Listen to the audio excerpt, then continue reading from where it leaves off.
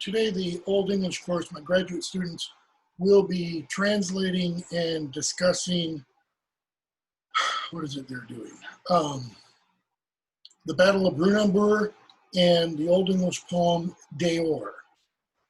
I do not know how much talk I will do, how much lecture background kind of stuff. So those of you watching this on YouTube, there may be a lot of silence.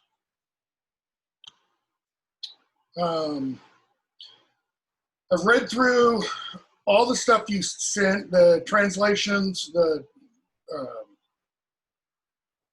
primarily the polished translations, I'll admit. Article summaries, the article summaries for both, everything's confused in my mind. This week and last week were really good. One thing to keep in mind as you write those, be mindful of grammar, be mindful of proofreading. I'm still noticing, and I'm not opening the files, marking them, and sending them back, but I may start. Couple of you, one of you, I think it might have just been one, in talking about in the translation of Kenilworth and Kinahard, you made a comment at the end, or in your translation you had something at the end that I can't remember exactly what it was, but it was essentially that Kinahard was still alive. Well, they both die. Remember, Kenilworth dies early and Kinahard dies later. So just, go through and check those kinds of things. The articles for this time around were really good. The one by, I think, the two of you did, that I think the author's name was Tower, was a very interesting article, and I think two of you, maybe wrong here, I think two of you did an article by Mary Jane Osborne, who's really, really good. And the nice thing about Mary Jane Osborne is she's also really, really nice. I mean, she's just a nice person. I can't remember if I was on a panel with her or something. I met her at spoke with her at a couple conferences. Very, very down to earth, all that kind of stuff. Her possible solution, I think, to the Bewerman reading in Deor is really interesting. And part of that, and maybe we'll talk about that when we get to it, part of that is because everybody in Deor is that's all Germanic, real or mythological history. I mean, Theodoric is real, and Ermenric is real, etc. Mathhild, we don't even know who that is, if that's a person or if that's supposed to be two words, because in the manuscript it looks like two words. Weyland is obviously not real. Datahild is obviously not real. But the interesting thing there is it's very, very strong Germanic context, and therefore she places it in a very real Germanic context in what is essentially today central Germany, with some fairly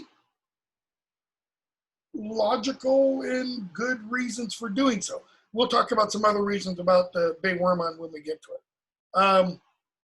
Before we jump into Brunanburh and Deor, do you have any questions or comments about Kenilworth and Kinahard?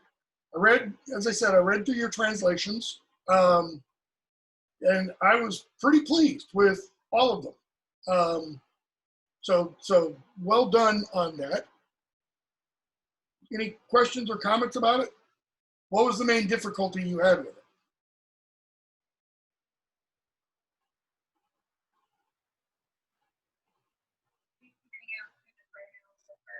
Without the gloss, it would have been very difficult for me.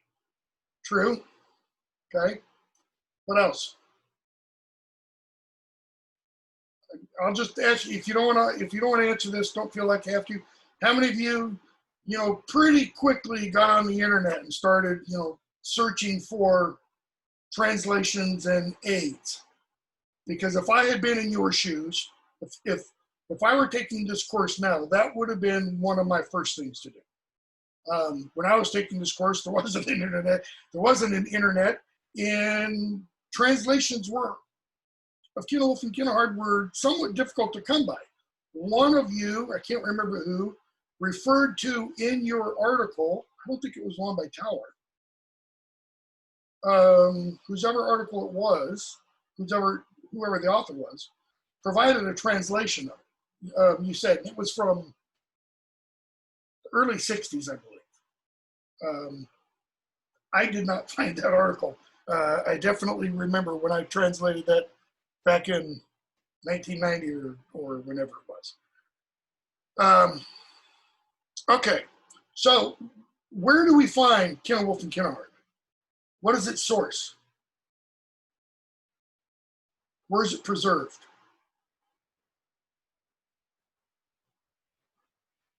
Anglo-Saxon Chronicle, just like Battle of Brunanburh. Okay, so you get this chronicle being used to supposedly preserve history, and I think everybody will say, the chronicle is not necessarily solid history, and Alfred has extra historical or ahistorical reasons for beginning the chronicle and preserving it. I mean, if you take the chronicle back to its earliest, you've got people being descended from Woden and things like that. Well, Woden obviously isn't real and such. Okay, so you've got, that episode preserved there, which does preserve historical information, right? It's not written as history like Bede writes the ecclesiastical history, or like Herodotus writes Greek history in the 4th century BC.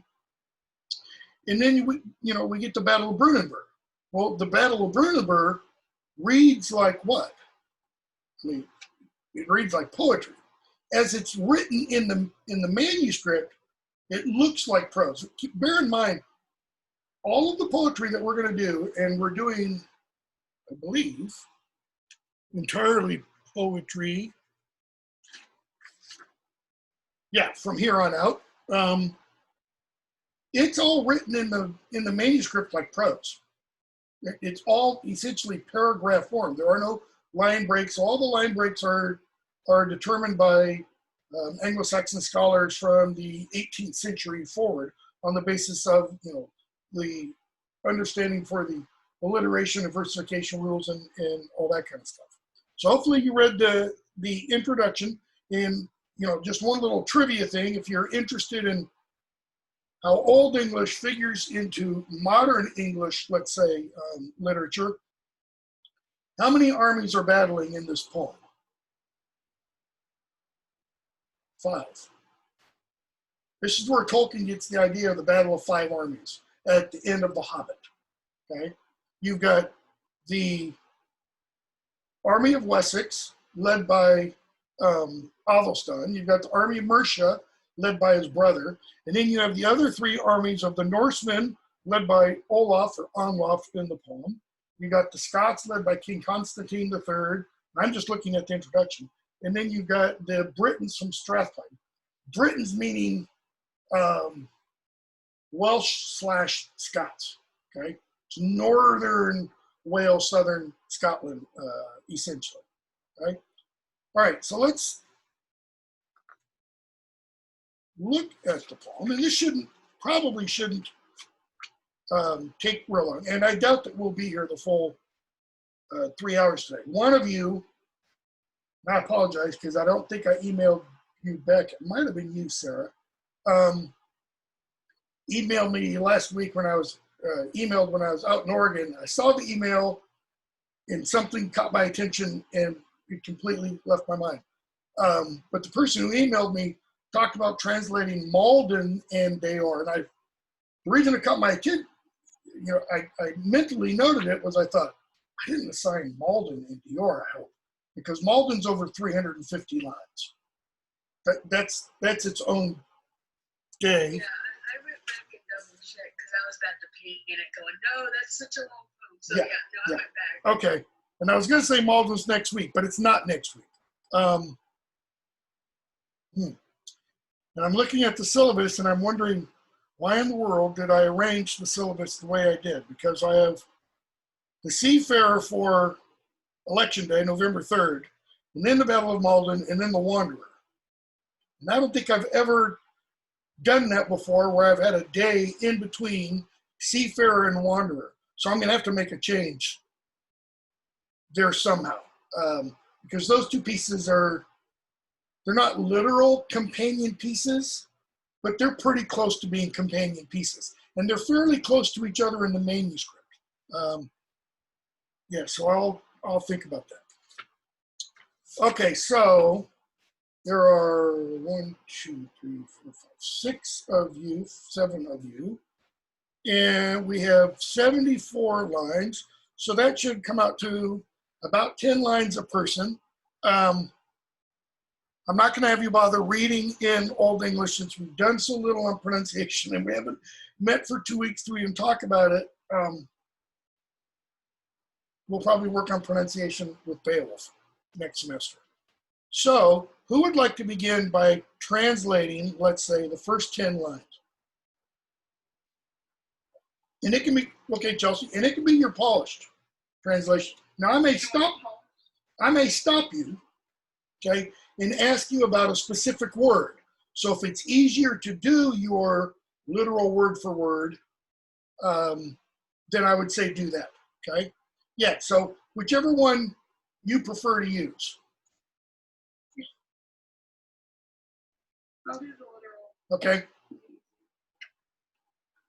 So here Sin, king of Menlord, warriors Ring-giver and his brother Ostrogoth, Edmund Prince, lifelong glory, won at battle, sword edges, at Brunanburh. Okay. Keep going. Shield wall split, hacked, linden shields, hammers leavings, sons Edwards, as in them inborn was from ancestors, that they at combat often, against of foes each, land defended, treasure hoard and homes. Okay, you can stop there. Okay, so let's go back a little bit. And this is directed to everybody. So anybody can feel free to answer. In line 2, the first half of the line, the second word, Beagifa. And how did you translate that again? Ring-giver. Ring-giver. What does that mean? Well, let me rephrase. Literally, it obviously means ring-giver, right? Okay. It's not just meant literally, however. It's meant figuratively. Right. So what's its figurative or metaphorical meaning? The one who bestows tribute onto the knight. I found the voice. I couldn't find the mouth speaking. Exactly. The one who bestows tribute on the knight, the king. Okay. So you will see throughout Anglo-Saxon literature, kings referred to as ring giver, giver of ring, gold friend, things like that. Okay. And that's because it's the friend who dispenses gold. Okay. This is getting at kind of the heart of the Anglo-Saxon warrior ethos and culture and cultural mentality. You know, the idea of the posse comitatus of the Anglo-Saxons, where you have, and I should have done a drawing, where you have, you know, the king at the center. So the king is my pen, and the thanes around him. Okay, his house carls, his house thanes would be those closest to him. In a modern context, think of the president and the Secret Service.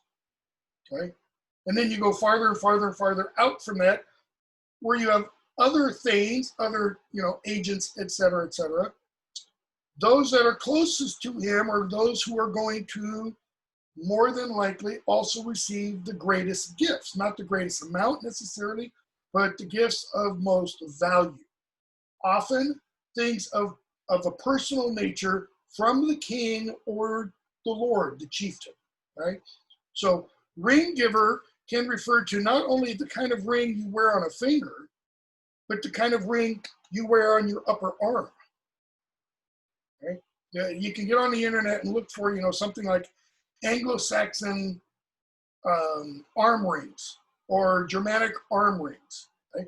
And you'll find all kinds of pictures of them, right?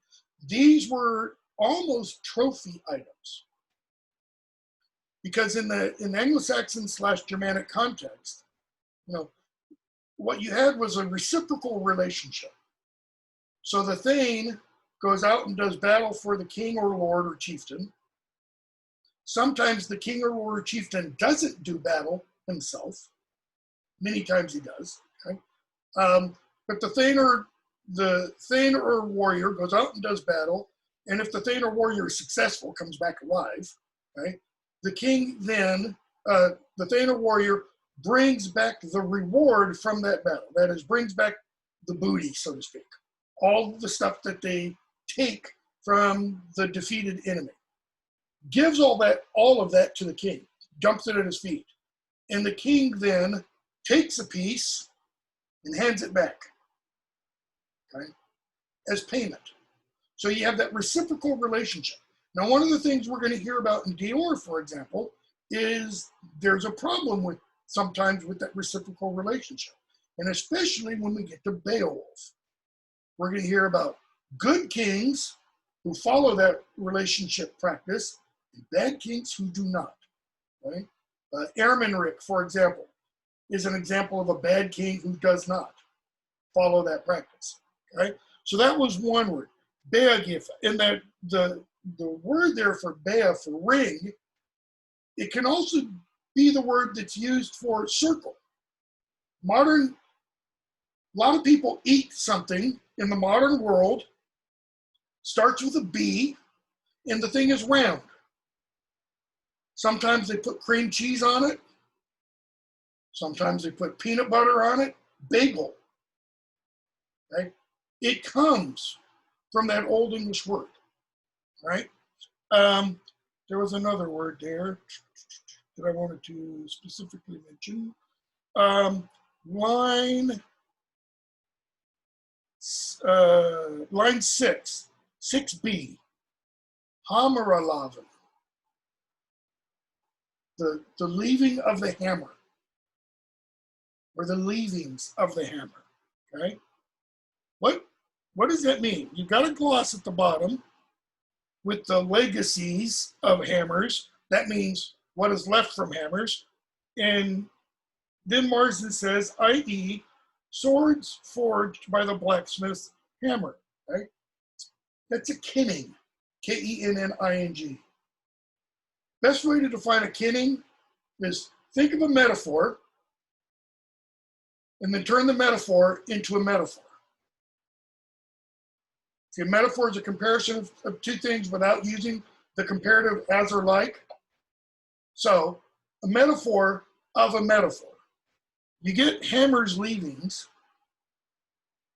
and that doesn't tell you immediately, does it, what it is? Not at all. So what's the thing left from a hammer?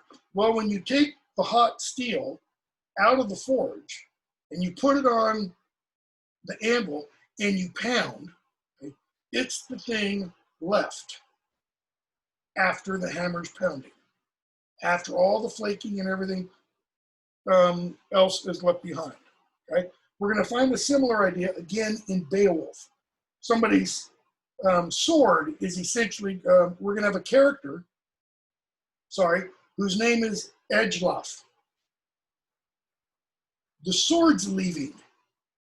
Now that's not necessarily a great name, because the sword's leaving means the thing that's left after the sword is removed from in the forging process. That's like the little metal filings that are left, okay? And the character who's named that is the father of a character who doesn't come off so well in Beowulf. One other word, and it's line 9, Lathra. 9a, second word, lavra. Okay. How did you translate that, Chelsea? Foes. Of foes. Okay. What modern word do we get from love? Remember the great vowel shift? That ah becomes o. Loathe. The loathed ones. Of loathed ones, essentially. Okay. All right. Who wants to pick up then with 10b? Hettenkrungen. I will. All right. Go, Elizabeth.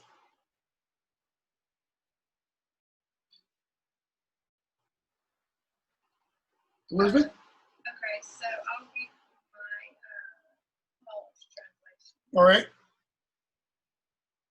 So, okay. The enemies fell. Scottish people and seamen or Vikings faded fell. The field flowed the blood of men. From when the sun arose in the morning, the glorious star, God the eternal Lord's bright candle, lighted over the ground, until that noble creation sank to rest. There lay many men destroyed by spears. Northern men hit above their shields. Likewise, Scots also, weary, faded with battles. Yeah, that's 20b. You can stop there. Okay. So, a couple things there.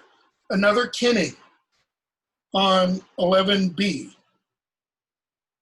How did you translate shipfloten? Let's see. Seamen referring to Vikings. Okay. Shipfloten, ship floaters, right? And then the next line, really, I can't overstate the importance of this word for kind of Anglo-Saxon warrior mentality. Faya. It's the word faya or faya, feolin, 12a. How did you translate faya? As faded. Fated. Okay? F-A-T-E. Yeah, Yes, fated. exactly.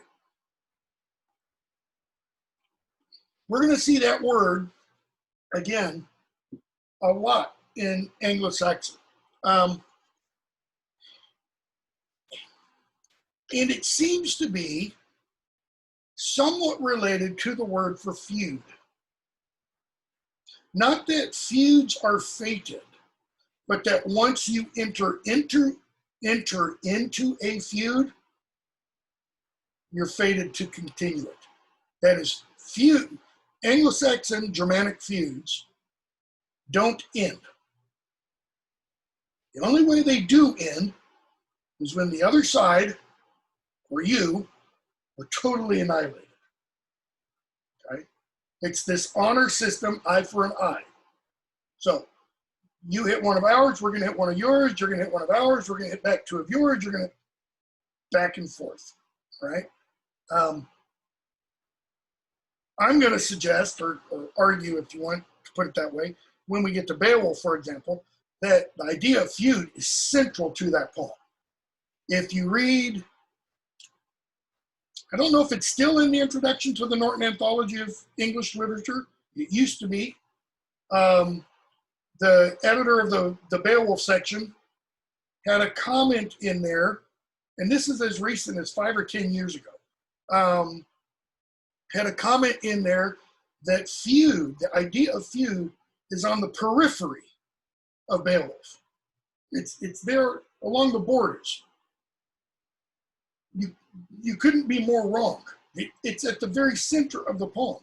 We hear very early on about, the feud between Scyld and his enemies, the feud between God and Satan, the feud between God and the descendants of Satan, meaning Grendel, the feud between the Danes and the Geats, the feud between the Danes and the feud between everybody.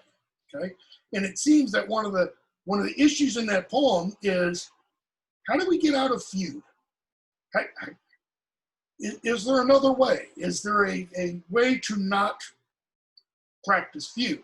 Okay, so we'll talk about that when we get to it. We're going to see that idea in other poems. For example, we're going to see it a little bit in Battle of Maldon.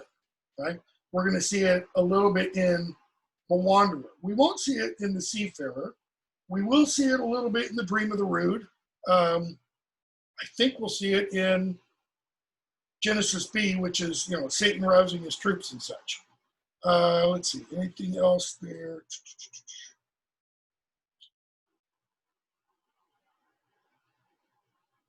No, let's go on. So who wants to pick up with 20B? All right, go Bethany.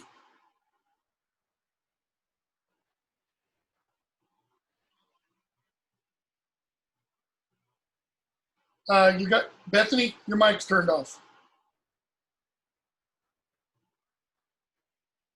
Sorry, I was just trying to get my place. Oh, okay. Okay. The West Saxons onwards for the entire day, and their troops followed in the track of the hostile peoples. That makes me think of the three hunters in the Lord of the Rings. Yep. Fugitives from behind violently with swords mill sharp. Mercians did not withhold hard hand-to-hand combat from none of the warriors who with Olaf cross of wage churning, and this is a little translation, on the ship's bosom, land fated to fight. And then there's a man named, his name, to me, there's a Fife, and I'm not sure if if the pronunciation is correct. Five lay dead on their battlefield, a king young. Swords put to sleep, likewise 7 also earls of Olaf, and a countless number, the army, fleet, and Scots. I'm assuming they put them to sleep as well. Right. You can stop. You can stop there. That's 10. I think it's a little over 10. Let me go back to the Fife. Is it a name? Look at the verb. Because if it's a single person, then Ligon, that's a plural form of the verb. It's 5 lay in that campsite. 5 people were killed there. Okay? And then we find out in the next, 5. So five soldiers die there, and then we find out, and 7 of Olaf's men die. Okay? It's not that only 12 people die in this battle. There's a whole lot more. It's just that the poet here is specifying at this particular spot, there's 5 bodies, and then over here there's 7 bodies, etc. Okay? So let me go back. Is there anything in particular there I wanted to look at? So right there, when it says 5 men, are they the 5 young kings, or is there a separate king who's killed? It's not 5 young kings because there's only 5 kings total, and well, metaphorically, because Edward isn't a king; he's a prince. Okay, so you've got Athelstan, his brother Edward, and then the other 3 kings. Okay.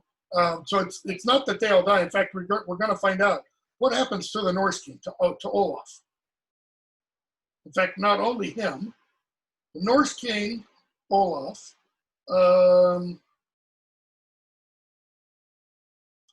goes back to Dublin. And I want to say Constantine flees back north. I don't think any of the actual kings die. They all, they're smart. They're smart leaders. They let the others die. Okay, so 32B. Who wants to pick up with their Flamedworth, Northman Bregu? Okay. Yeah, go ahead, Lee. Barefoot flight was the Norseman chief by necessity forced to ships spread out with little company. Okay, let me pause. Let me see. Laney, let me stop you there for a minute. Mm-hmm. Line 30, there's nothing wrong with what you said. 34B, Little Weroda. You translated by, with little company, I think, which is perfect translation. What does that mean, though? Right? He's got a gloss down at the bottom with little company. Okay. Yeah, that's used the gloss. What do you think that literally means? Anybody, not just me. Like the small troop lips, like just a little bit of eagle lips, like Okay. That's what I thought. Okay. Remnant. Like remnant. 1 or 2, 3, 4, 5, a very small. Okay. That's the surface level meaning of it. Okay? This may be, I'm not saying that it is, it may be an example of that Old English technique or tool of litotes, Litotes, which means exaggerated understatement. So if it's, he fled with little company, and it's an exaggerated understatement, how much company did he leave with? Zilch. He's by himself. Okay? We're going to see, for example, in the Dream of the Rood in a few weeks, Christ gets buried, and he's left with a almost exact same phrase, something like little world, with a small army. Well, the small size of his army is none. He's totally by himself. Right? Okay, so pick up wherever that was. That was 34. So pick up with 35A. Hastened boat in sea, king outwent. In brown tide, life saved.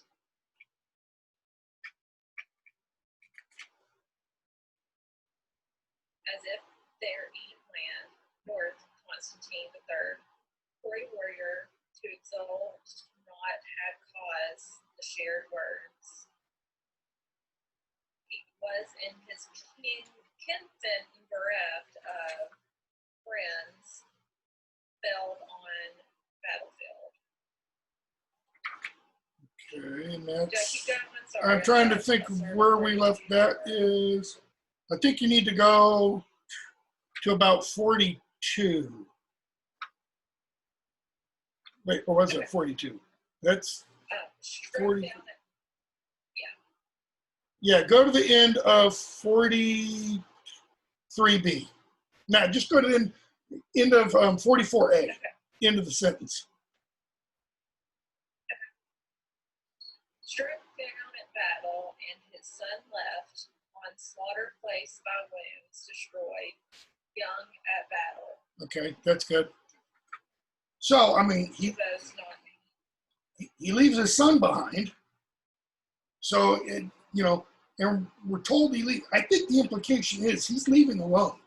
I mean, he's fleeing to save his hide. Okay, and these kings, by the way, these are real kings. The names of the kings, real historical figures. We know they're real. We know that the Battle of Brunanburh actually happened.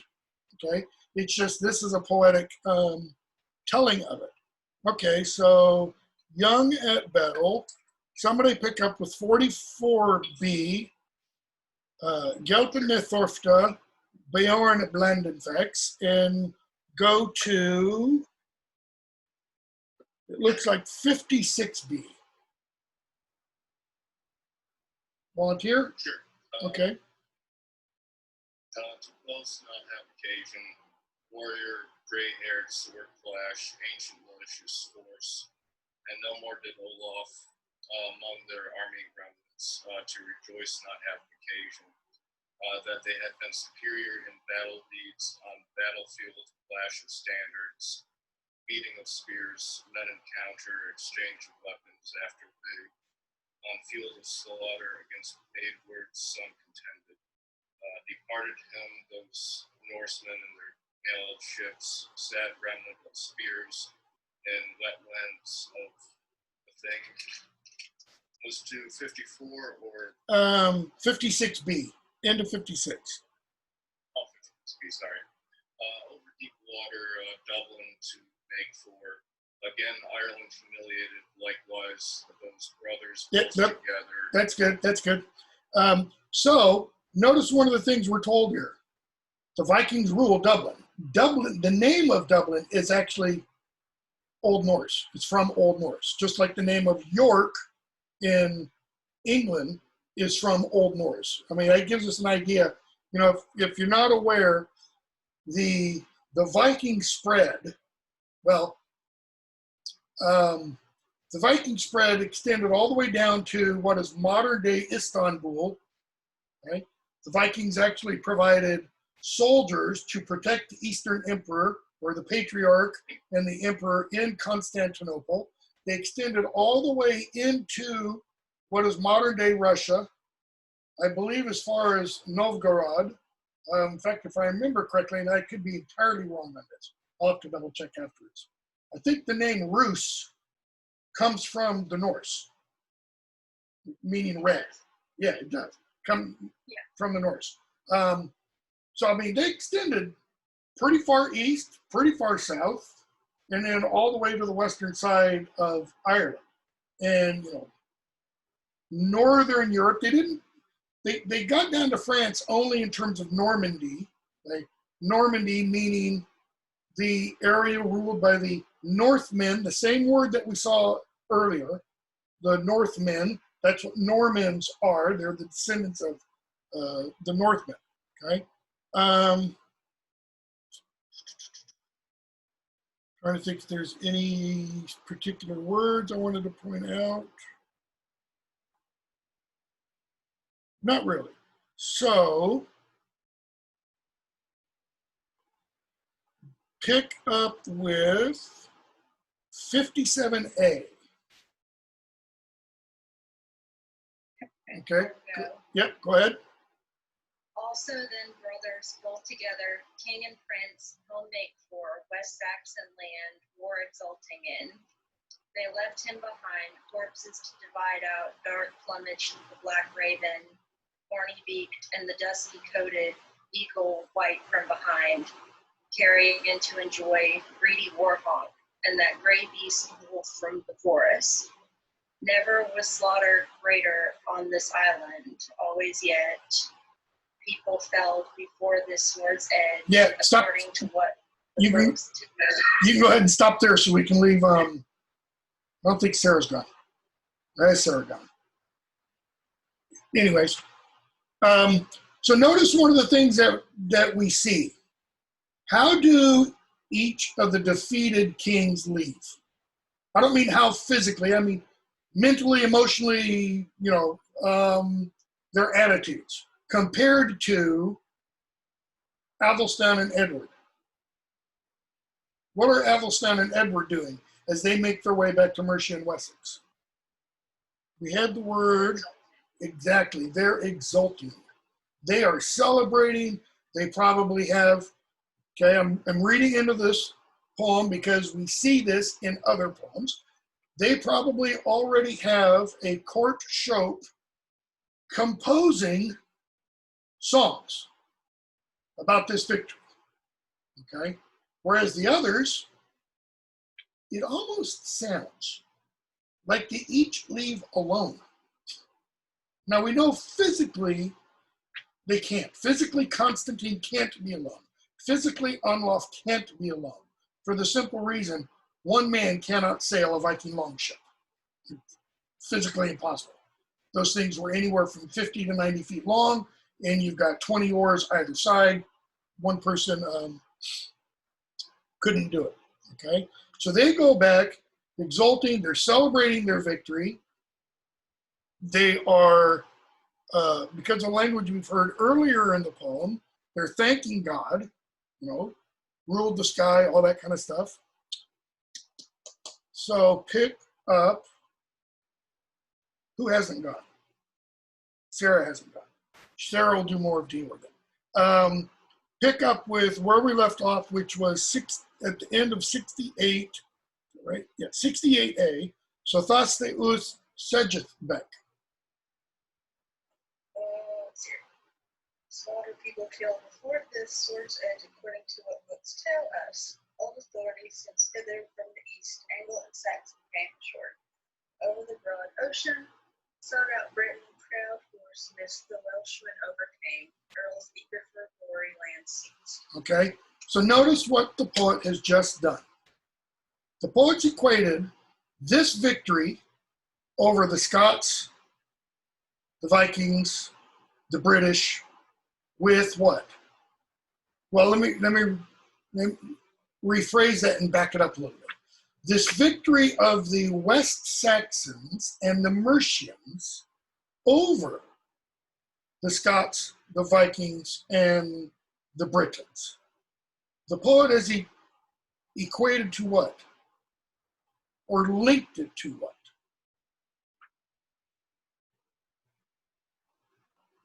The defeat of the Welsh and the Britons by the Angles and the Sacs. Trying to think about the year this is. I think it's like 843. So not quite, a little bit, 400 years previous. Why does the poet do that? He's kind of showing their, I hate to use this phrase, their national supremacy, that the Saxons and the English are stronger. And he actually, we get that phrase, the Welas. And your gloss tells you Welshman. The word doesn't literally mean Welshman. It literally means foreigner, exile. Right? And it's because the Britons got pushed back into what became called Wales, right? And it's also interesting there in that passage, 68b, the Thastheus Sejethbek, which your gloss says, where is it? According to what books tell us. What books? What books tell us about the Saxons and the Angles coming from the east this way? Bede. Bede, Gildas, Nennius. Nennius was a Welsh chronicler, monk. Gildas was the earlier. Gildas was the 6th century, 500s, Welsh monk. Possibly our first reference to the Arthurian tradition, to Arthur, okay?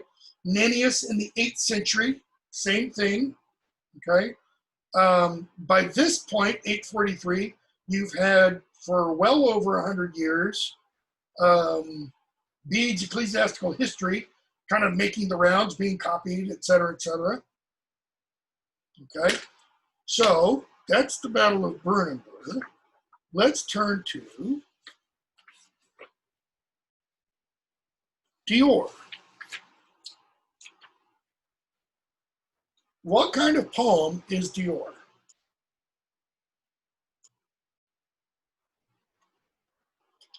What's its genre? Ish. I like that ish. Yeah, it's elegiac. How so? What does an elegy do? Thomas Gray's, Elegy in a Churchyard. It focuses on past memories and the good times, and then the present, which is depressing. Okay, why is the present depressing? Because someone's been exiled, or yeah. In other words, an elegy does what? It laments the loss of something. Okay, in this case, what Sarah was just talking about, it laments the loss of the good times. Shakespeare's Sonnet 30, when to the sessions of sweet silent thought I think of thee, and the poet just, revels in the past memories of the experience of the beloved, etc. Okay, so could be an elegy. And by the way, lament, the idea of lament and the practice of lament seem to be really important for Anglo-Saxons. I mean, you cannot read the majority of Anglo-Saxon literature and come away with this sense that they felt something in the present was missing, that something's been lost, okay? J.R.R. Tolkien, in his essay on Beowulf, The Monsters and the Critics, which we'll talk about an awful lot at the beginning of next semester, Tolkien makes the claim in that essay that all of Anglo-Saxon literature, all of it, is ultimately about one main theme. His words, the death of man and all his works. So, the death of humanity and everything we produce. So if it's about the death of man and all his works, then it's a lament, right? It's a lament that these things happen, that we die. And by the way, this is a very important theme in Shakespeare. We die, and everything we leave behind doesn't last. Great poem of the Old English corpus is a poem called The Ruin. And it's a poem about, probably, we're like 95% sure, it's about the city of Bath in Western England, okay? And the Roman ruins of Bath. And the reason, we're almost positive it's about that is because it's all about the stone buildings. Anglo-Saxons did not build in stone. Germanic peoples did not build in stone. They only built with timber. So when, King Alfred built his palace, so to speak, in Winchester, it wasn't stone, it was all wood. The original St. Paul's Cathedral in London in Shakespeare's day was wood. Even that one was still wood, okay? Which is why, it was totally burned down in the Great Fire of 1666. So Tolkien makes this claim, and Tolkien probably knew more about Anglo-Saxon literature than anybody alive at the time, except for maybe half a dozen people, W.P. Kerr and a few others. So he makes it on what claim, or on what basis? Well, partly on the basis of poems like Deor and Beowulf and The Wanderer and The Seafarer and The Dream of the Rood and all the major poetry that survived, because we see in all of that this emphasis on death. Now, one of you in your article summary, you made the comment that the poet in Deor, or Deor, as it should be pronounced, is, talking about something along the lines of physical suffering, because that was common in the Anglo-Saxon period. Think about that statement. Physical suffering was common in the Anglo-Saxon period. That kind of implies what? That it's not common in other periods. Physical suffering is a common aspect of human life. Everybody suffers. They might be small suffering. Okay. That was in my article, and that was what me shortening what the author said. Okay. About Okay. physical ailment, deformity, and injuries being more prevalent because of lack of. Okay. So what you? Okay. So your shortening removed some of the context that made it more specific to the Anglo-Saxon period. That there was more physical suffering because they don't have modern conveniences and things like that. In which case, it makes more sense. But it still doesn't deny the truth that if you breathe, you suffer. Right? And I doubt any of you have ever not suffered. I'm teaching for one of my other classes right now, Boethius's The Consolation of Philosophy. 5th century, written right around, 6th century, written right around 523, 524. We're not sure of the exact date. Boethius writes it because he's in prison and he's getting ready to have his head squeezed till he dies. Okay? and he's in prison unjustly. He's innocent of the charges against him. And he's asking, why me? Okay? And it's a consolation of philosophy. It's not a consolation of religion. That is, he doesn't turn, he is a Christian. He's thoroughly orthodox in his Catholicism. Okay? But he doesn't turn to religion in this, he turns to philosophy because, you know, a kind of a philosophical approach can affect more people because it's not exclusive to one group. Okay? And it's his argument for, essentially, not just why bad things happen to good people, but how to respond, how to deal with the bad things that happen. Deor is the same genre. Deor is a consolatio. It is written to be a consolation so that people who hear this poem can hear about the things that Weyland suffers and Berhild suffers and Mathild suffers and all the way down to Deor and go, well, they got through that. Surely I can get through my situation too. That's the whole purpose of a consolatio. And Boethius does not invent that genre. That the genre goes back long before him. And in fact, we can see elements of that genre in all kinds of literature going back, you know, I would even argue, I just finished teaching the Odyssey to the same class. It's the European Literature of 1400 undergraduate course. You could read the Odyssey sort of as a consolatio. Because what's it about?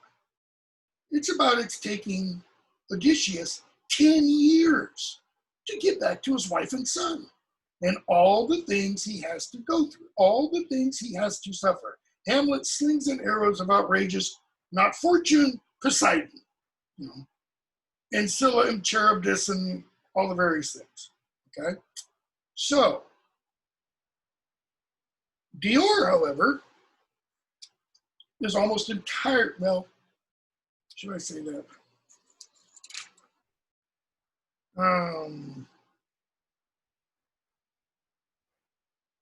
Yeah, it's almost entirely mythological. I mean, you do have historical figures mentioned, Theodore and Ermenrich, and that's pretty much it. We don't think there was a real character named Deor. In other words, most scholars look at this and they think it's a work of fiction. It's a poet creating a situation. It's not a real autobiographical, you know, lyric, so to speak. Okay? So, Sarah, since you went last and did fewer lines last time, why don't you do the first stanza? And before you do, a couple other comments. This poem is unique in Anglo-Saxon literature.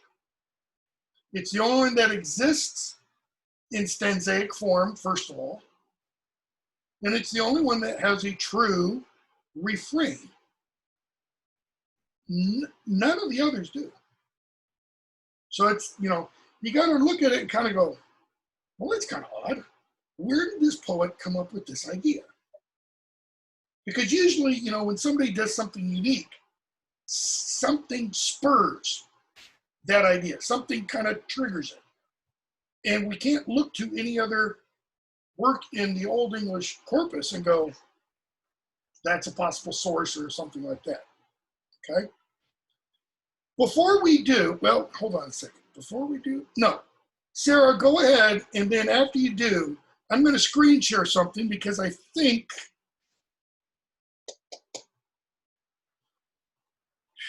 where was I reading?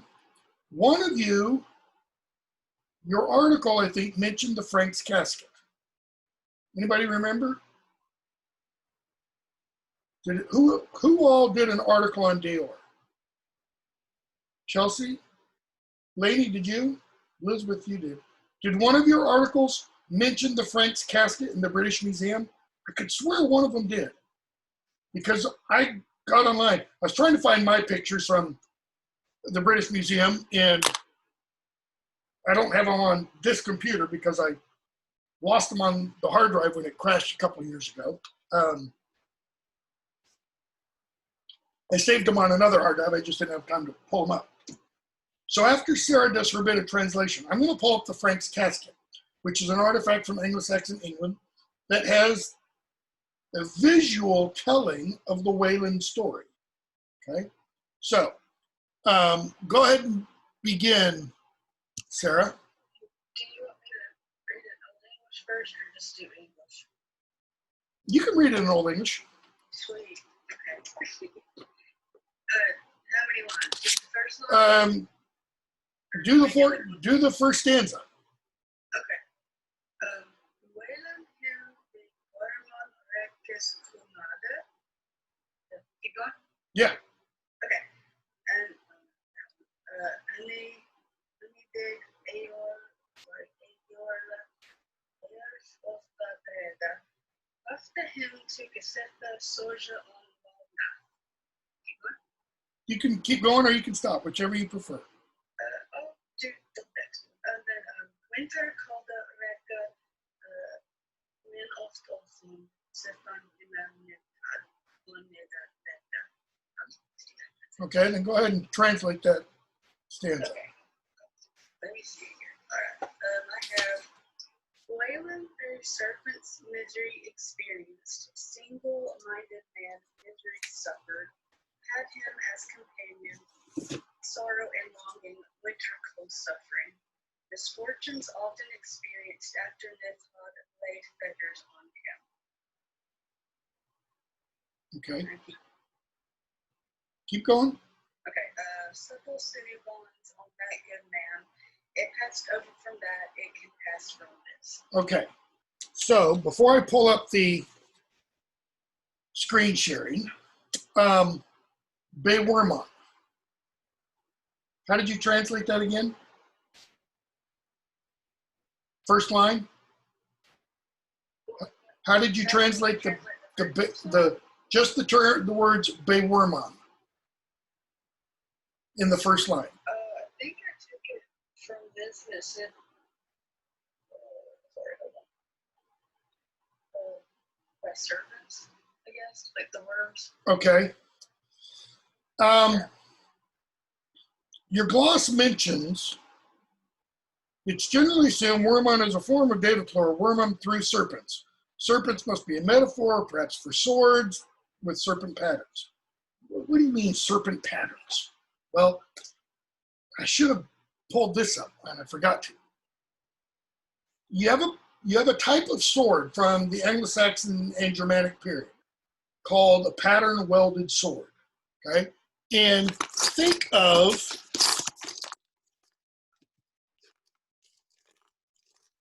hold on a second. These 3 pins, for example. Right? So you've got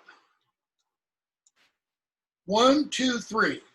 Think of these, first of all, as rather than long cylindrical cylinders, think of them as square rods. So these are square but long, okay? And they're iron. So you take these 3 like this. You stick them in a forge until they're red hot. Then you grab one end with a tong, and you grab the other end with a tong, and you twist. All right? But you don't do it with 3, you do it with like 9. So 3, 3, 3. And you get that, and you twist it. And then you stick it back in the forge. Okay? Get it red hot again, twist it some more, get it red hot, pull it out, and you start pounding on it on the anvil. What that does is after you do that several times so that you meld all those rods together so that you don't have separate rods anymore. Now you have one single rod. And then you take it out and you start beating it on the anvil and flattening it and shaping it. What you end up with, once you lengthen that piece of metal and you get it flat, and you get a point at the end and you get the sides, the edges made, is you'll have a hollow spot, like a little dip down the middle of the sword, okay? But you'll have these lines, squiggly lines that go all the way down the edge. They look like serpents.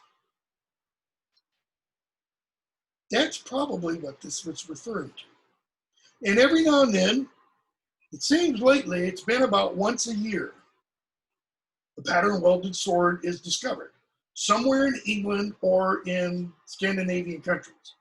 About 4 or 5 years ago, a couple were hiking in Norway, and they were up and they went just above the tree line. Literally, they're just hiking, and they're off trail, and they see, I'm not kidding, I think it is leaning against a tree,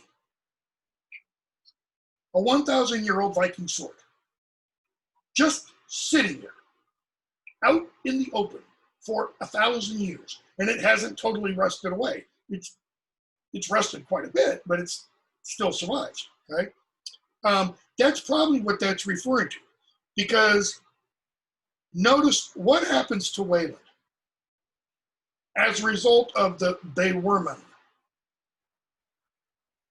He experiences what? The righteous. He becomes wretched because of it. Because what does Nithhad, who's referred there in line 5, what does he do to him? Anybody know the myth of Weyland? Sarah does, because she's the old English nerd. What's the myth, Sarah? Nithhad had, you say hamstrung? Hamstrung. Yeah, they hamstrung Weyland so he wouldn't escape from him, because he wanted Weyland to make him like really beautiful like swords and stuff like that. And it's a very sensitive. Okay. Notice who, if you know mythology, notice who Weyland is obviously the Germanic counterpart of. Hephaestus. Yes. He's the Germanic equivalent. So this idea of this hamstrung smith god probably is not unique, one, to the Germanic-speaking peoples or to the Greek-speaking peoples. It's probably common and derived from a parent of both those peoples, Indo-Europeans, because it actually shows up in other mythologies too, okay?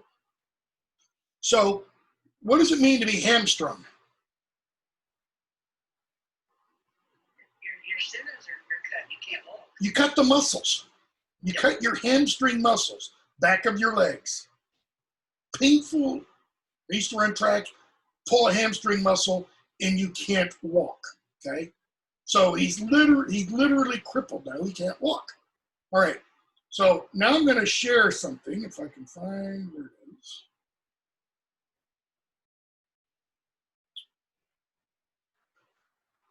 Okay, so this is an image of the Franks casket, which is in the British Museum. Let me move this for a minute. Which is in the British Museum, and the Franks casket dates from the early 8th century, and it's made out of whalebone, the whole thing. I'm going to zoom it in a little bit, and on this is called the front panel. I don't know how you can tell. I guess it's the front panel because a lock of some sort was in here. Okay? They didn't have locks in Anglo-Saxon England, but English. This is the Weyland myth right here. Okay? This part right here is Weyland being hamstrung, having his legs cut. Okay? No, take that back. This is Weyland killing Badahild's 2 brothers. Okay? And then he rapes her. And over on this side, we have Weyland making for himself, and notice what he's doing it with. He's making wings for himself. Because in the myth, he was hamstrung by Nithhad. Okay? He kills Nithhad's 2 sons. He rapes Nithhad's sister, Baduhild. Okay? And then he escapes by making wings for himself. Well, he's making the wings from these swans.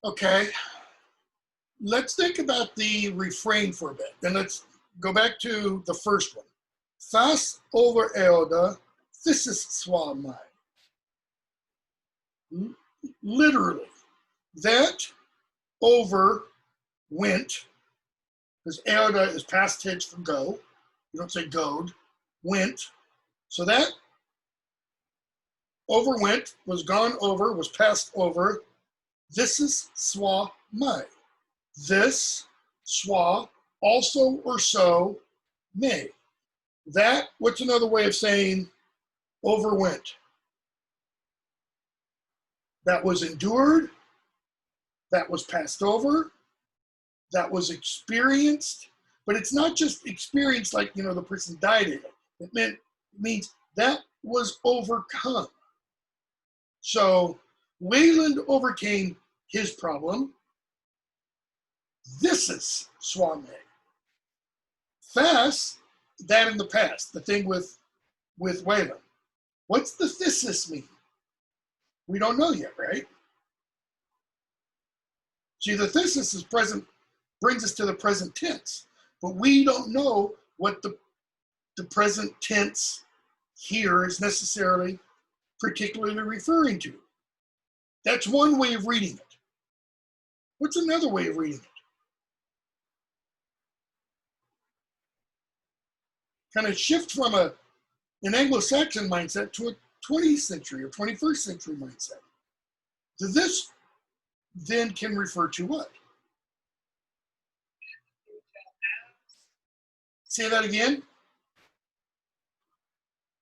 See? This too shall pass. This too shall pass. Okay. I guess the more contemporary. And what's the this? Saying whatever you're going through. Bingo. You'll get through it like everyone. Bingo. It makes the poem very personal. That is, exactly. It makes the poem apply to the reader's personal situation, the pandemic. Some of my students would say, this course, this, whatever it is that one is suffering. If these things from the past can be lived through, having your legs, having your hamstrings sliced so they don't work, that's pretty horrific. Rape, that's pretty horrific. If someone can overcome those, well then, maybe this too, what is in the reader's mind or the hearer's mind, can also be overcome. And once you read it that way, that makes this poem applicable, really applicable, not just for the time when it's written. And many scholars would date this poem somewhat early, probably 8th century, 700 to 800, okay? But if it is 700 to 800, notice that's before, most of that period is before the Viking invasions occur. The period 700 to 800 is, I don't want to get too general, relatively peaceful in terms of you don't have outside enemies coming in and attacking you. From 800 to 900, well, you got the Vikings. I mean, Alfred has to defeat the Vikings, and then his sons and grandsons, Athelstan, have to fight the Viking Battle of Vernaber. It's what we just read. And they keep having to fight them off, okay? Essentially for the next 200 years until the Vikings ultimately win with Canute and Svein.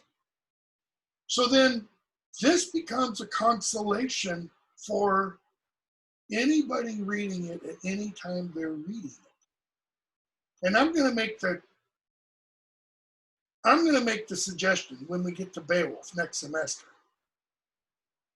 that I think the Beowulf poet knew this poem. Because there's a theme that runs through this poem. And I think it's a theme that runs through Beowulf. It's not stated as explicitly in Beowulf as it is here. Because the theme is partially, it's not overtly stated in the refrain, it's covert. That was overcome, so may this be. Well, what do those two things both imply?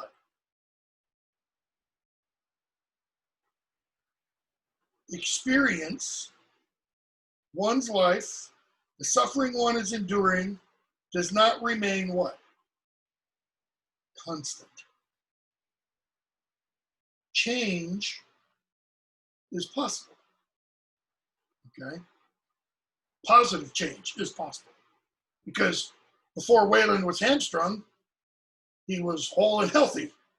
And then change occurred and he became hamstrung. Before Brunanburh was raped, she was whole and healthy, and then she was raped, and then she was changed forever after that. Okay, the point is this kind of, you know, you can go all Lion King, circle of life, you know, kind of a thing, where you get ebbs and flows in life.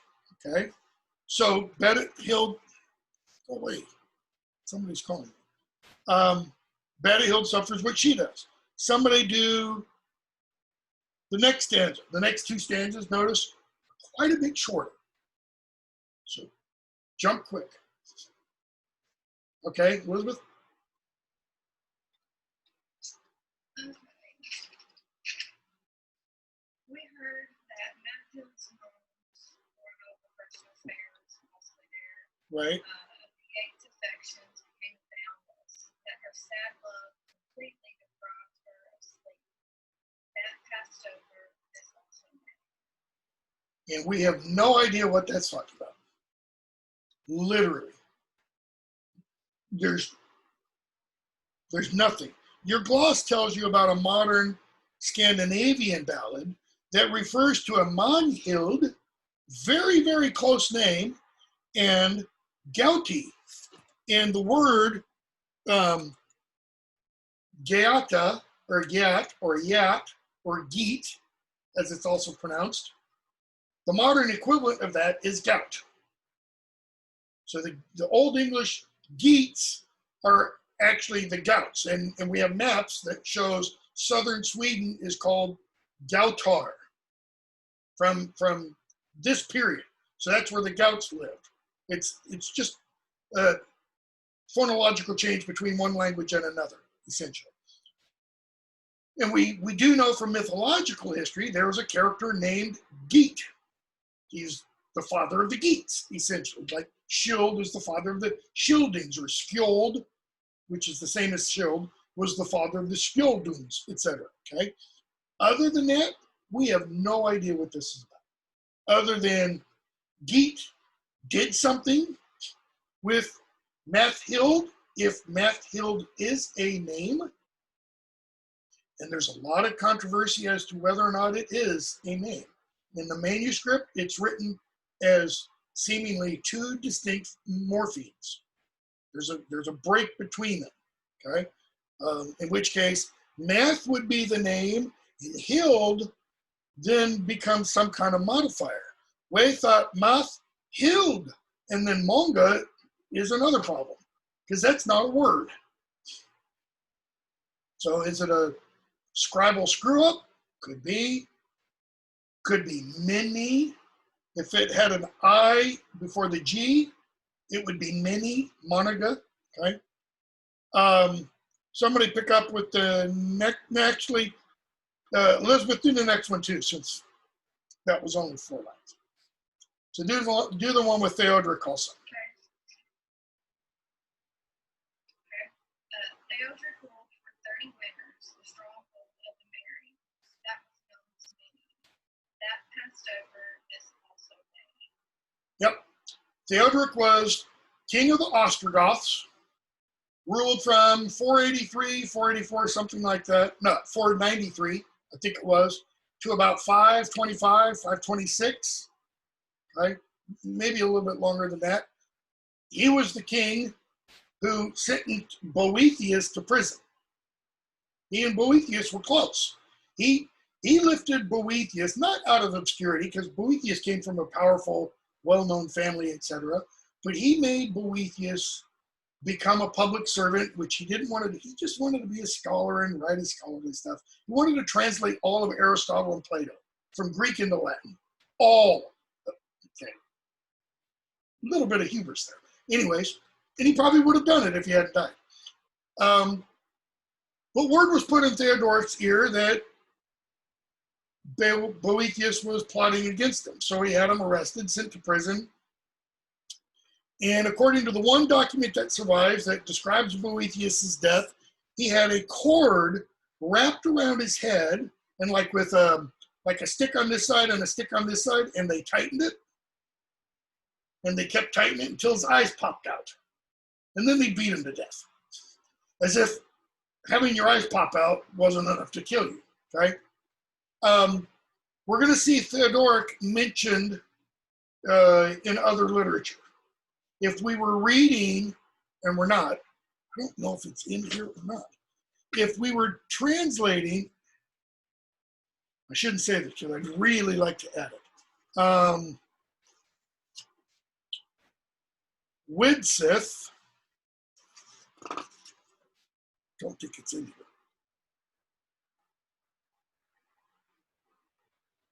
Yeah, it's not in your text, which is why I don't use it. If we were translating Widsith, you'd read more about Theodoric, you'd read more about Ermenric, you'd hear about a whole bunch of rulers of people. Widsith means far traveler. And the narrator in it, his name is Widsith. He travels far both in terms of distance and time. Because if the guy was real, he would live for about 500 years. In terms of, because he talks about his experiences with all these rulers. Okay?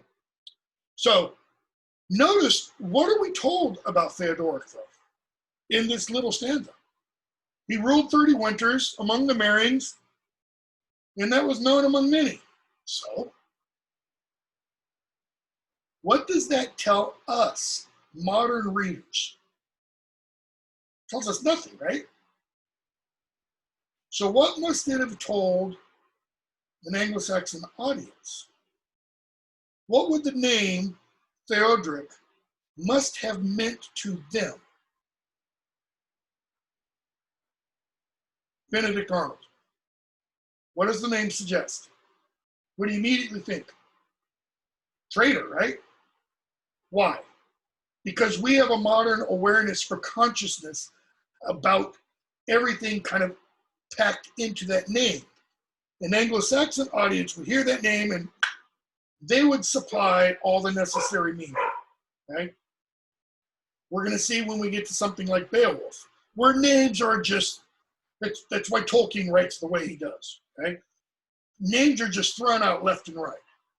To an Anglo-Saxon audience, they probably heard those names, and 90 to 95% of them, they could supply the context. Even though when we read Beowulf, we're sitting there going, what the hell is he talking about? Who is this guy? Okay? Which is what a lot of readers do when they read Tolkien's Lord of the Rings. I teach a course called The Renunciation of Power in the Lord of the Rings and the Harry Potter novels. And a lot of the students take the course because they think, oh, the Lord of the Rings, great movies. And then they discover we're not talking about the movies, we're talking about the book. And they pick up the book and it weighs a ton. And they start, and they're like, there's all these names. Yeah. Do we have to? Yeah. You got to read the book in order to pass the class. Okay. Next stanza. Somebody pick up with way Yaskadon Ermenriches. Who wants to do the Ermenrich stanza? Okay, go ahead. We have learned of Ermenrich's savage mind, how widely people of the Goths kingdom, that was cruel king, that occupy a man many cares fettered, in expectation of sorrow, wished often, that as regards his rule, it might be defeated. That passed away, so this so is able to. Okay, so now notice the first two stanzas kind of dealt with what kind of problems? The first two, the Weyland and the Berhild. In the Mathhild, possibly. First three stanzas deal with what kind of problems? Personal, right? I mean, being captive, being hamstrung, etc., being raped. And it's probably safe to assume rape or something like that is probably involved with Matfield. Okay? What about the next two stanzas? We're not. Go ahead, Arlo. So there's issues that involve whole communities. Whole communities, they involve rulers. Okay? So Theodoric, even though we're not told, the Anglo-Saxon audience would have understood, because we have other stuff written about Theodoric. There's a Norse analog or a Norse tale about Theodric's saga of Bern.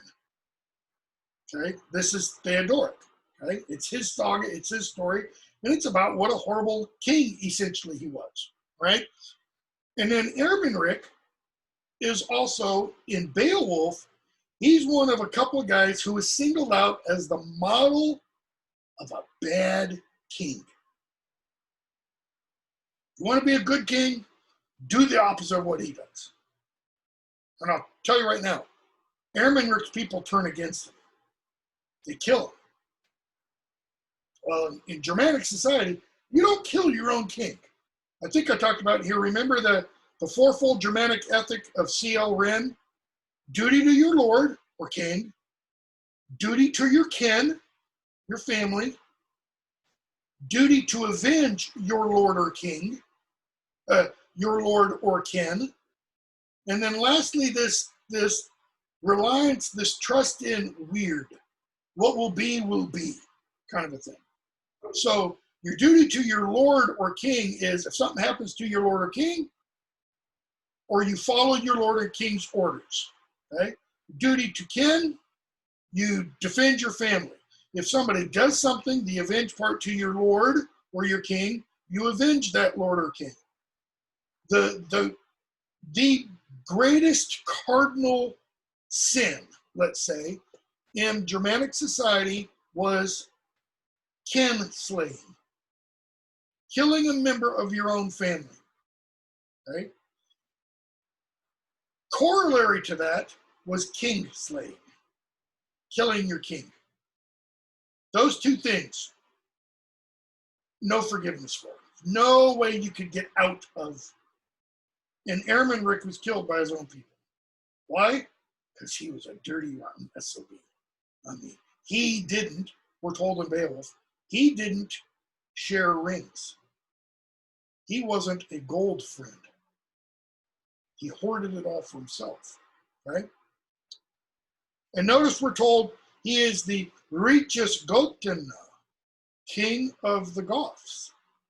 Well, the Goths are one of the oldest Germanic tribes, and the Goths are down there in southeastern, what is today, southeastern Europe, Bulgaria, and that country, right?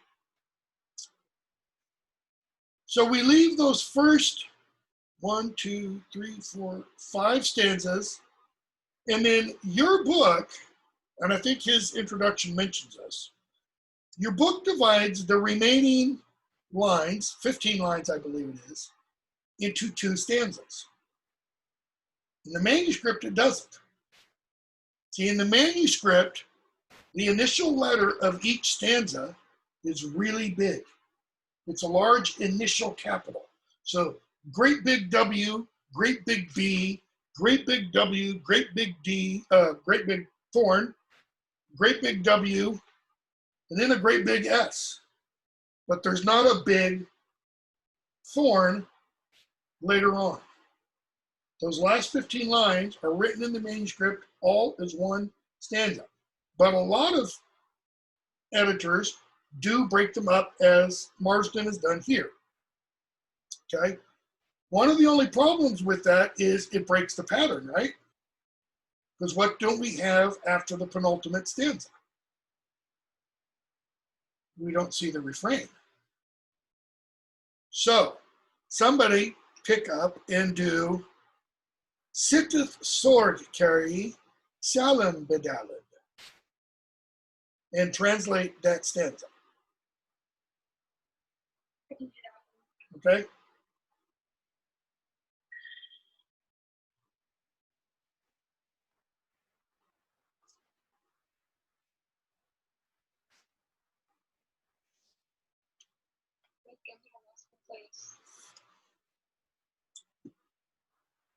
It's line 28, if that helps.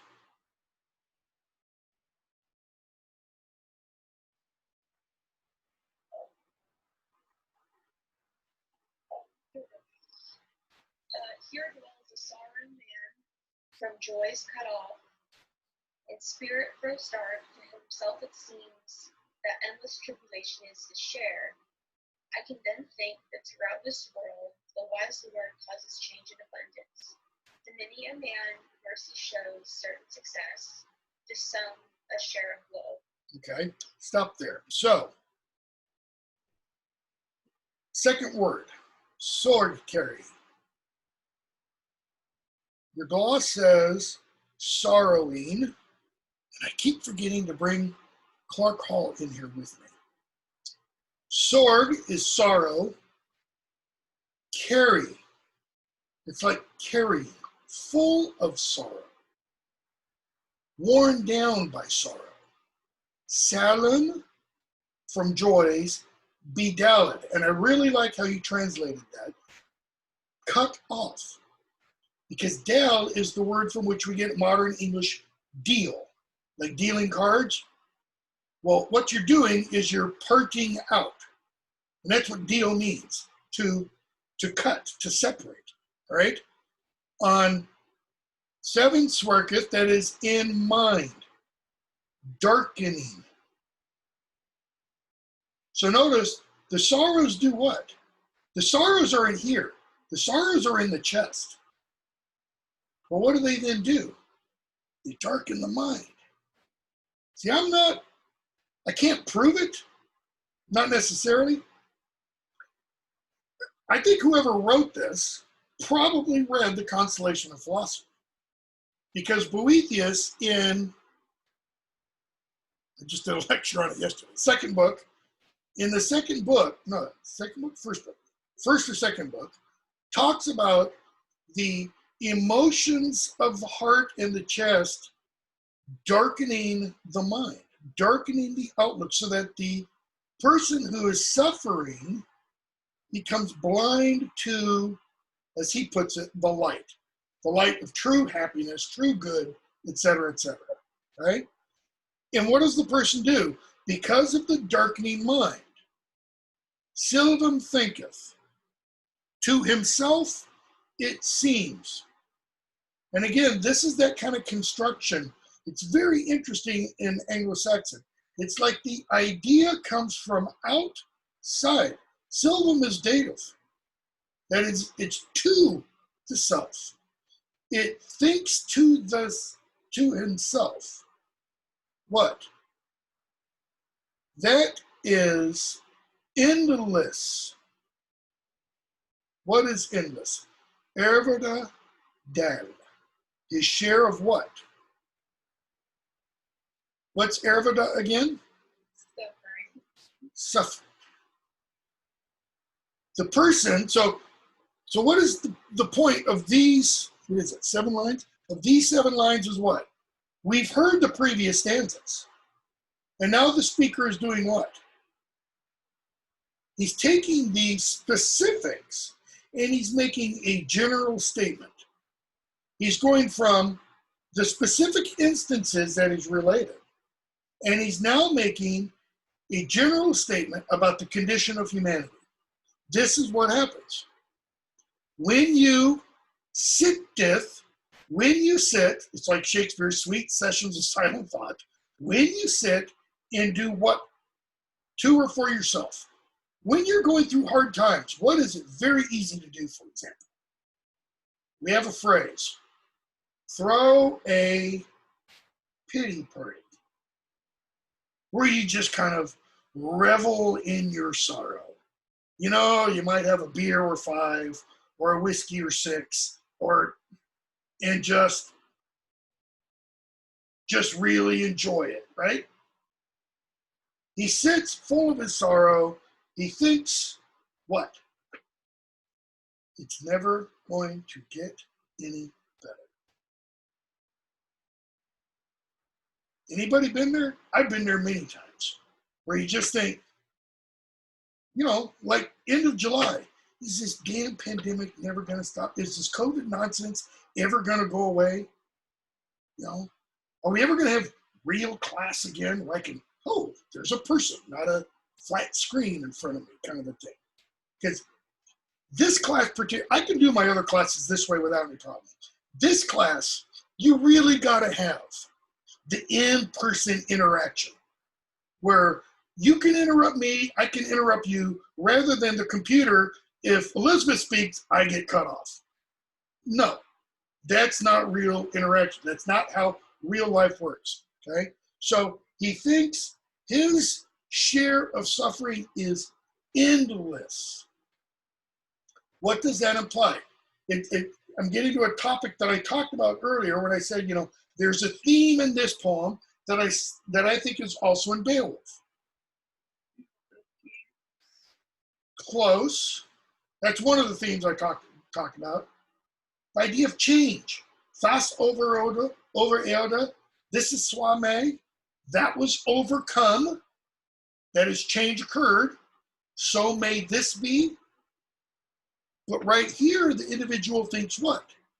It won't change. The situation I am in right now will last forever. That's why people commit suicide. They think it's never going to get any better. Why go on? Okay? That's I may then think that throughout this world, we did Dichten, the wise Lord. That's not an earthly lord. It's not a king. It's not a chieftain. It's not my clan leader. Does what? Wendeth Yeneha. What's your gloss down there say? What is that? Wendeth 32. Used without an object. Changes things or causes change. Okay? God, he says, makes things change. And that comes right after what? It's never going to change. The person sitting full of sorrow thinks it's never going to change. And then he says, but I think that throughout this wide world, God makes things change. Er la monagin ara yeshaleth, we sleep, where is that in? We sleep neblad, sumum wana deb. So, to many a man, to some. To many, that's the earl is man. To many an earl are shown, what's the RA? Mercy. Okay. Here, this poem, interestingly, Marsden translates RA mercy. Hold on, I just gotta check this. Because I'm pretty sure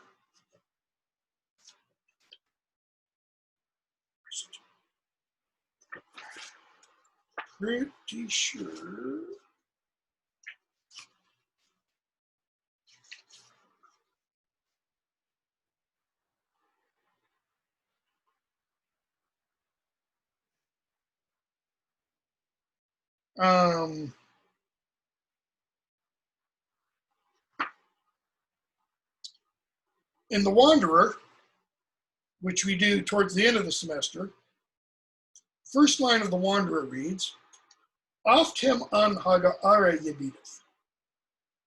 Okay? Often, to the solitary one, him is the one, an haga, solitary, the alone one, are yebideth. Are is the exact same word here. Here he translates it mercy. In the long kind of gloss paragraph for The Wanderer, for the first line, he says about RA, it's either grace or mercy. Okay? But also says, but in the context, it can be grace, favor, or pity. Rory Liuza in his translation, I think says that it is mercy. Okay. Another translation says something like reward. Okay. What's the point? Well, how do you translate that word "are"? For example, in The Wanderer, and the word that comes after it, "Yebedeth." Those two words, the poem's 100 and some lines long, will determine how you interpret the entire rest of the poem. Two words out of a poem that is 116 lines long. So it's got over 1,000 words. Two, determine its entire meaning. Is how you interpret RA. Is it favor? Is it grace? Is it gifts? Is it mercy? Right? And then Yebedeth. Is Yebedeth expects, awaits, experiences, waits for? Here, we're told he shows mercy to many a man. Wieslichner bled, certain success, etc. Through what? A deal, a portion, a bit of Weyland was. Okay? Now, who's going to do the last stanza?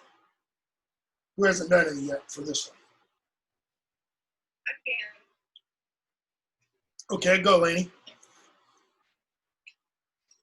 Then I see myself tell Bill that I for a time was of the Heatenings poet, or Deor.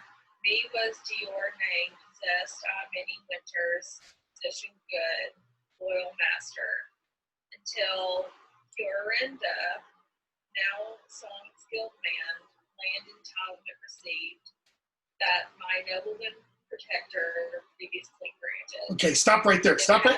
Stop. Yeah. Okay, so we get the previous stanzas, all about these other people, right? And then we get the 7 lines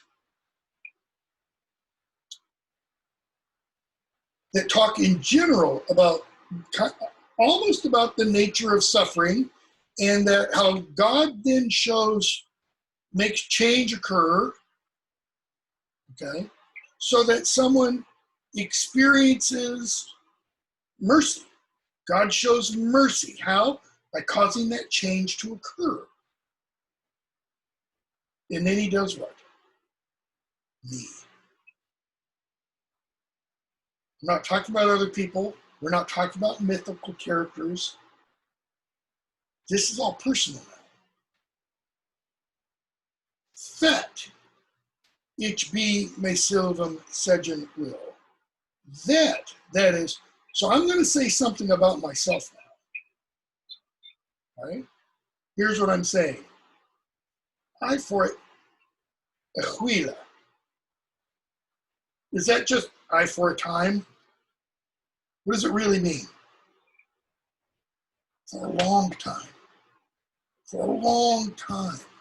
I was the poet. It means the court poet. I was the one who had this job for the Hedinga tribe. Drikna Dira. Drikna is dative. Dear to the Lord. Okay?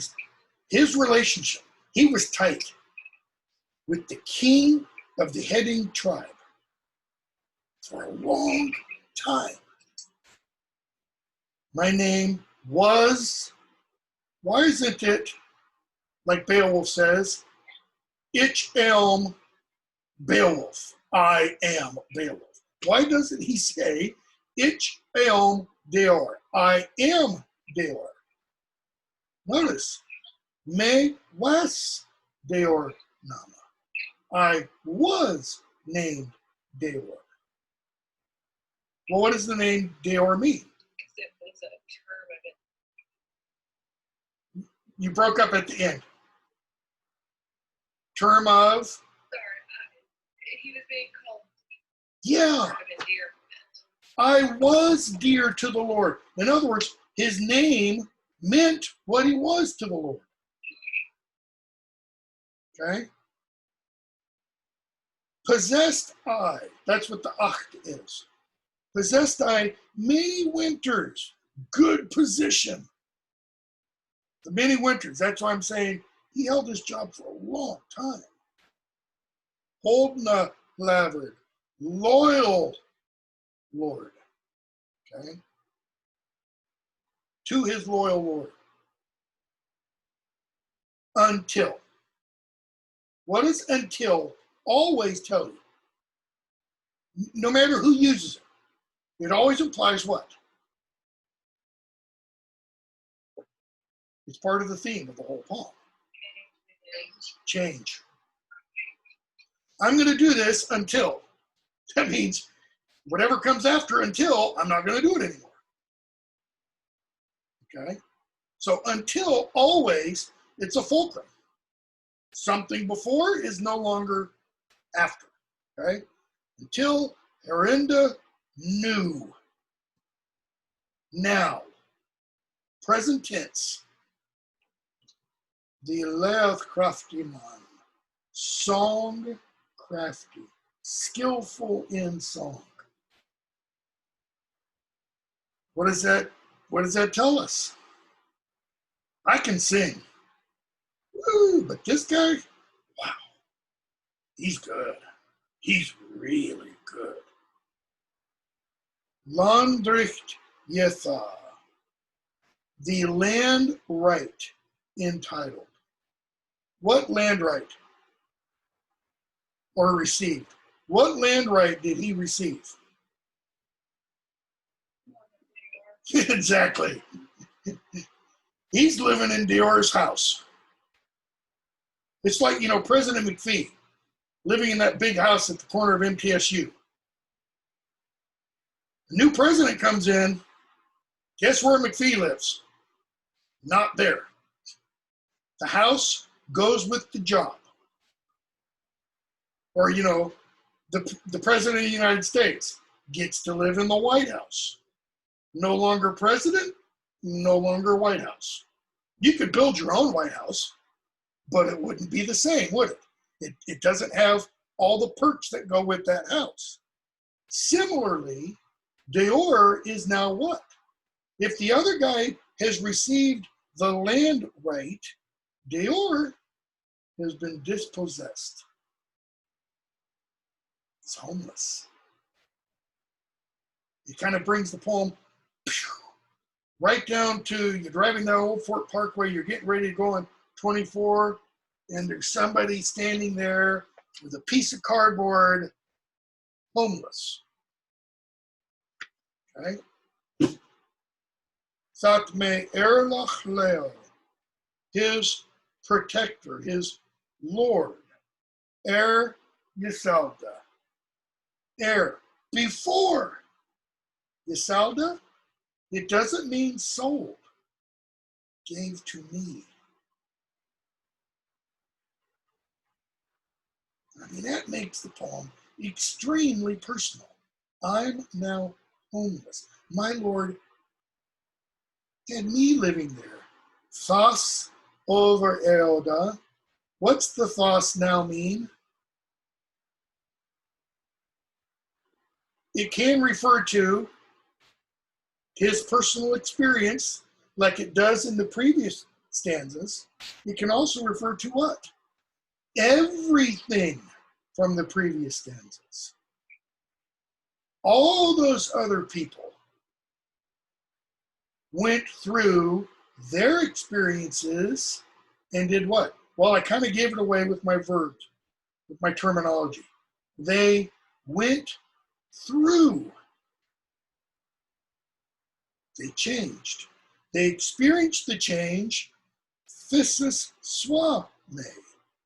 So may this. They endured and came through. So may I, is what Deor is telling us. Okay? This is Boethius's entire constellation of philosophy in a nutshell. It's not quite a nutshell, it's 42 longs, but it's not, where is it? Oh, there it is. It's not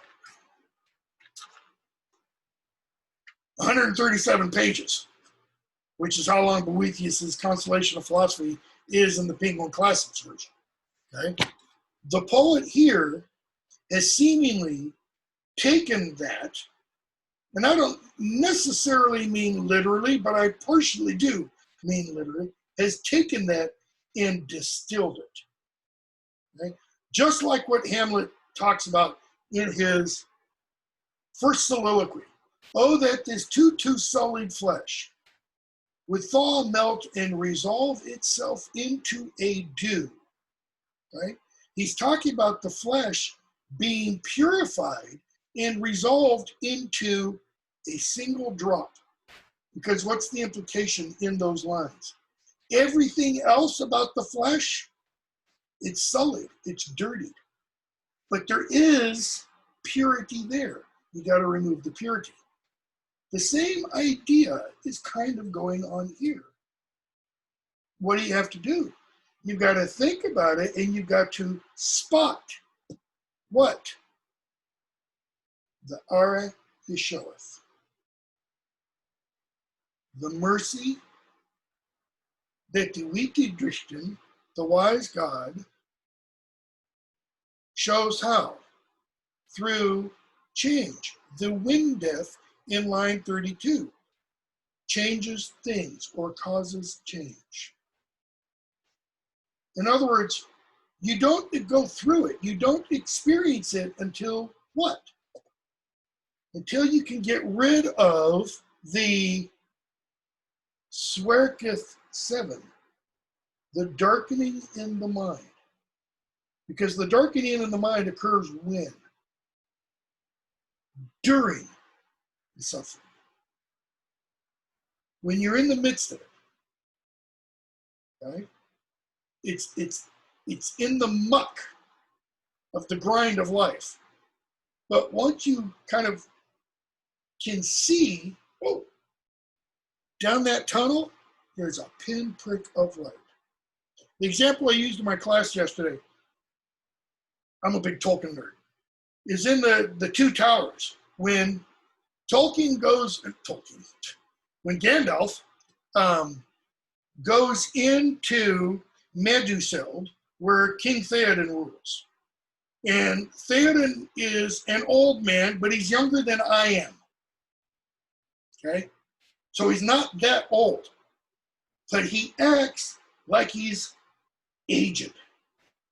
And Gandalf goes in and talks to him and says, you're not as old, you're not as careworn, you're not as beat down as you think you are. What you really need is you need to go outside in the fresh air. And Gandalf shines a light. He opens, he points his staff, and light comes into a window, and it shines in the hall. And Theoden says, it's not so dark in here. Well, the in here is it's both literal and metaphorical.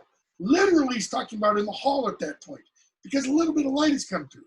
Metaphorically, it's in here. It's in his mind.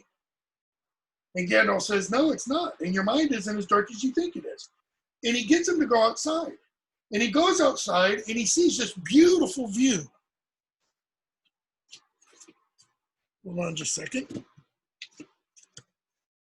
He sees this beautiful view.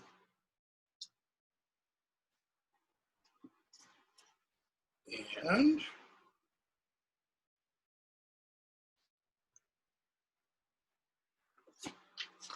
we get this description.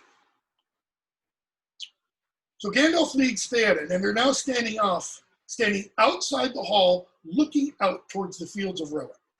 And Tolkien gives us this description. From the porch upon the top of the high terrace, they could see beyond the stream of the green fields of Rowan, fading into distant gray. Curtains of wind-blown rain were slanting down. The sky above and to the west was still dark with thunder, and lightning far away flickered among the tops of hidden hills. But the wind had shifted to the north, and already the storm that had come out of the east was receding, rolling away southward to the sea. And it's significant that it's coming out of the east, by the way. It's where Mordor is, the land of shadows and such. Suddenly, through a rent in the clouds behind them, a shaft of sun stabbed down. So they're standing there, and back here, the sun breaks through a small hole in the clouds, and you get this ray of sunlight. The falling showers gleamed like silver, and far away the river glittered, and Theoden says, "It is not so dark here." Gandalf, "No, nor does age lie so heavily on your shoulders." And he drops this staff that he's using to hold, Theoden does, and he draws himself up. That is, he stands up straight. See, in the film version, what Peter Jackson asininely does is he has Gandalf do an exorcism on Theoden. He points his staff at him and kind of goes, bzzz, and we see the figure of Saruman in Theoden's face, and he's writhing and everything, and he's cast out. He's not possessed. Not possessed. What's happened? His mind has been darkened. Darkened how? He's been told lies repeatedly for years. In other words, as the book of Proverbs says, as a man thinketh, so is he. Well, that's what Deor is telling us. All these other people suffered horrendous things. Compare Deor's experience with Battle Hills. Who had it worse? What's his experience? Put it in a modern context. He lost his job. She was raped. I don't think anybody would say the two are equivalent. Okay? Not at all. And he says, but God brings about change. We're going to hear in Beowulf, through the 3,182 lines, there's going to be a lot of change that occurs. But we're going to hear the poet specifically talk about those who expect change and those who don't. Those who don't expect change, well, I'm not going to tell you. I'll wait till we get there. Questions, comments. What did you think of Deor? I don't always teach this poem. I will from now on if I teach this course again. Because, I mean, I love this thing. It's just fantastic, right? Why? Why is it my favorite? Yeah. I think because I like the mythological stuff in it. But yeah, Okay. beyond the message to mythology. Okay. If only we knew more of the meaning of the mythology. Because a lot of Germanic myth, we don't know. There's, one of the themes that runs throughout criticism of Old English poetry, and I'll throw this out, Sarah, you've not taken, I don't think, the exams yet. It doesn't show up on the exam, I don't think. I don't remember, so maybe I shouldn't say this. One of the themes that runs throughout is the tension, the so-called tension between pagan and Christian in the poetry, right? Any Christian in here? Any overtly Christian? Is Mary referred to? Is Jesus referred to? Are the saints referred to? Is the church? No, not at all. A lot of good pagan stuff. I mean, you don't get more pagan than Weyland the Smith. I mean, that's just straight out of the Pantheon, okay? Beowulf has some references to pagan stuff. It doesn't have any, I'm going to rephrase that. It doesn't have any overt references to Christianity. You're going to see when we do the poem next semester, I think there are clearly Christian references. They're just not, Jesus isn't named and Joseph isn't named and Mary isn't named, but there are allusions. For example, there's an allusion to the 9th hour. Well, it's the 9th hour that Christ gave up the ghost. I mean, that Christ died, right? Well, there's literally, we're told at one point in the poem, the ninth hour came. The Germanic people don't reckon time by hours like that at all. That is a Christian, Judeo-Christian reckoning of time. That's an example of an anachronism. That's one way of looking at it. Or it's a clear Christian allusion. There's also possibly an allusion to the book of Ephesians, a very clear allusion to the book of Ephesians, which we'll talk about when we get to it. Anything else? Okay, next week, I'm going to throw out, and assuming I'm here, that is Zoom, because I may have to fly out to Oregon at almost moment's notice. Next week is the 20th, Genesis B, okay? It's a little over 100 lines, if I'm reading right, 103 lines. Where did I put the book? I just had it.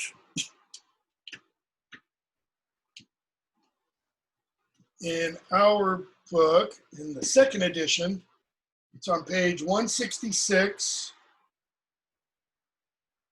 in here. Just a little bit of background. I think I've talked about this first day of class maybe. This portion of Genesis, and it's don't think Genesis, the book of Genesis, okay? This is it's from a poetic retelling of Genesis. This is called Genesis B.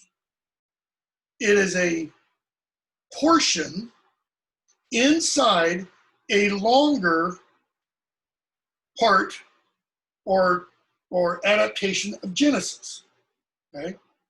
That longer part is called Genesis A. This is a part that comes from Old Saxon that was translated into Old English. Genesis A was not from Old Saxon. So the larger part that it's been put into was not from Old Saxon. It's entirely Old English in origin. So whoever the compiler was, they kind of, had this and they said, and dropped it in, okay? The interesting thing about this is it comes from the Junius manuscript.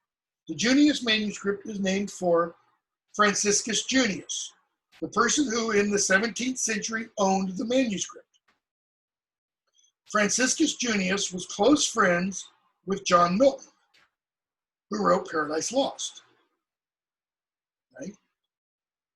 If you've read Paradise Lost, and I hope you have, and if you haven't, you have to, as graduate students in English, take the Milton seminar.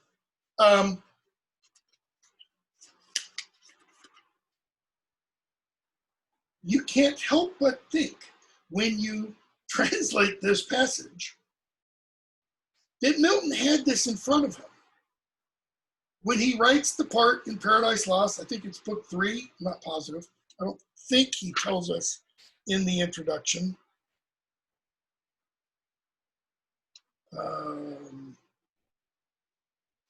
He says, page 167, it is not surprising that he has been, the Lucifer in Genesis B, has been compared with the Satan of Paradise Lost by the English poet John Milton, the contemporary Genesis. But the significance of the parallels may have been overstated. For this is an old and powerful story, and Satan's character is a perfectly logical part of it. Okay? But I think it's almost impossible to read this passage of Genesis B about Satan and read Milton's and say, it's got to influence Milton's portrayal. I mean, yeah, what Marsden says there is it's a logical part of, Satan's portrayal. But Milton creates a Satan that is so similar to the Satan that comes out here. This guy who is a powerful general, he can arouse his troops, and he just has great rhetoric. I mean, who wouldn't follow this guy is kind of the effect, okay? Hopefully you enjoy reading it. It picks up you're going to have two different sets of line numbers when you look at the poem. So on page 168, you've got in brackets, for example, the third line in 340, because that's where it occurs in the overall portion of this larger Genesis. But that's 2 lines down, you then have line 5, because it's line 5 of Genesis B, right? And the nice thing about this, it's almost all dialogue. It's almost all Satan speaking, right? So it makes it a little bit easier, I think at least, to translate than if it were more description and that kind of stuff. Questions, comments? You can probably you ought to be able to find a lot of good articles, unless you've already done one, on Genesis B. We won't do it parsing. I think we'll stop with parsings. As I said, the translations I've looked at, they're pretty good. Your translations today were the ones that were, let me put it this way, the ones that were polished, because a couple of you did polished ones, were very good. Even the literal ones were pretty good, but I would make one comment, and here's an example, and I don't remember who did this, so you don't have to worry about being called on. In Deor, for example, where was it? In the final stanza, line 39, Holdna, no, that wasn't it. Line 37, Driftnadira. Okay? Whoever it was that translated that just said, dear Lord, or Lord dear. Okay? Which is fine, but even when you do the literal, when it's in the dative case, throw in that to, for, with. So, to the Lord dear, to make sure that you get the case right, right? Because that's important, because if you don't get the case right when you're doing the literal part, it'll make, I'm just thinking, for you, when you're polishing it, it'll make it more difficult for you to add to the dear Lord, right? Here in a shop, to dear to the Lord, sorry, is what it should be, okay? So make sure you get those cases indicated when you do your literal word-for-word translation, all right? If you don't have any questions or comments, I don't have anything else to add. So I think we'll stop. All right, that's all. Thanks all. Good job. Keep up the good work.